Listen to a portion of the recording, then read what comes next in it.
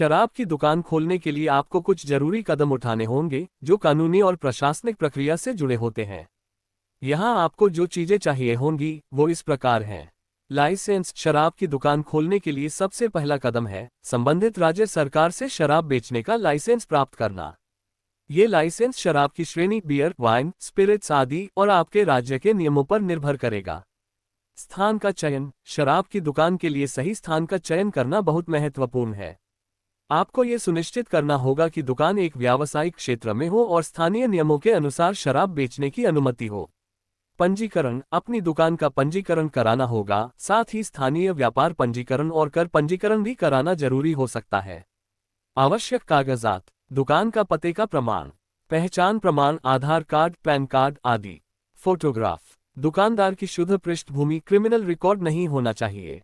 स्वास्थ्य और सुरक्षा के नियम। आपको अपनी दुकान में सफाई, सुरक्षा और स्वास्थ्य संबंधी नियमों का पालन करना होगा। कुछ राज्यों में शराब के स्टोर के लिए विशेष सुरक्षा मानक होते हैं। स्टॉक और सप्लाई। शराब की खरीद और स्टॉक के लिए आपको एक निर्धारित सप्लायर से संपर्क करना होगा। इसके लिए आपको उस सप्लायर से संबंधित लाइसेंस और अन्य आवश्यक अनुमतियां प्राप्त करनी हो सकती हैं। स्थानीय नियमों का पालन। शराब की दुकान खोलने से पहले ये भी जांचें कि आपके राज्य में शराब की दुकान से संबंधित कौन कौन से नियम और समय सीमा लागू हैं।